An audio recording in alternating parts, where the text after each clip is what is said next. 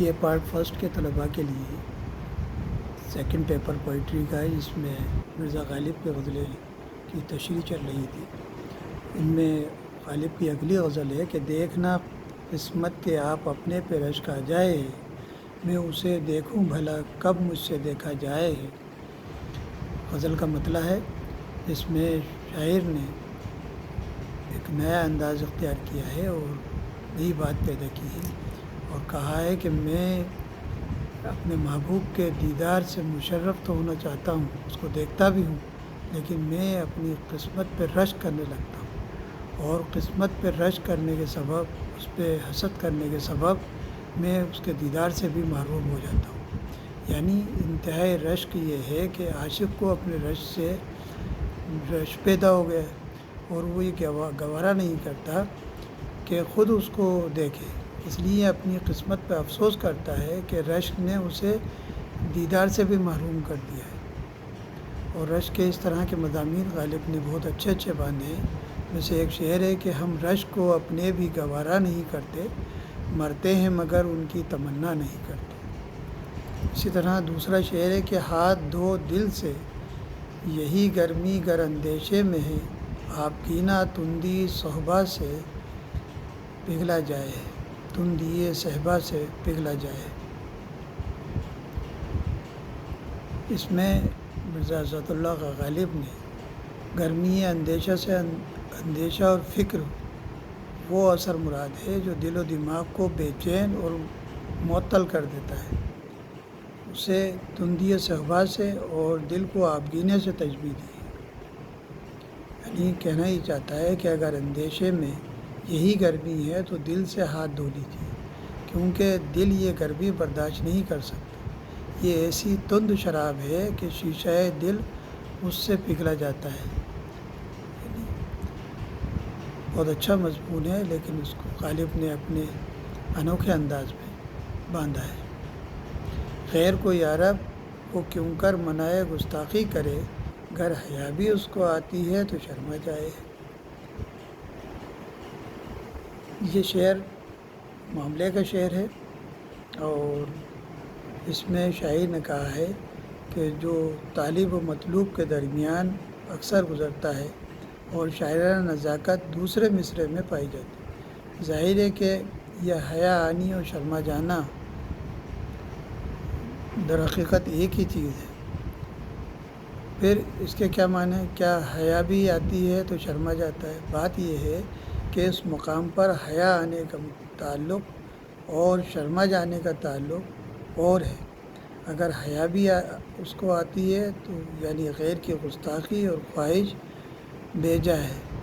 بیجا سے، اور شرما جائے ہے یعنی غیر سے یا اس کے ساتھ تکرار کرنے سے شرما جاتا ہے۔ یعنی شاعر یہ کہنا چاہتا ہے کہ وہ غیر یعنی ہمارے دشمن کو، یعنی ہمارے رقیب کو اس کی گستاخی کے اوپر منع تو کرتا ہے، منع گستاخی یعنی اگر وہ گستاخی کرتا ہے تو اس کو منع کرتا ہے، لیکن اس پر بھی اس کو شرم آ جاتی ہے۔ تو وہ شرم آنا رقیب کی گستاخی کے اوپر اس کے لیے دوسرا معنی اس نے استعمال کیا ہے کہ تو شرما جائے تو حیا بھی اس کے سامنے شرما جاتی ہے۔ یعنی انتہائی معاملے کا شعر ہے اور مضمون کو بڑے خوب انداز میں باندھا ہے۔ شوق کو یہ لت کہ ہر دم نالہ کھینچا جائی ہے، دل کو وہ حالت کہ دم لینے سے گھبرا جائے۔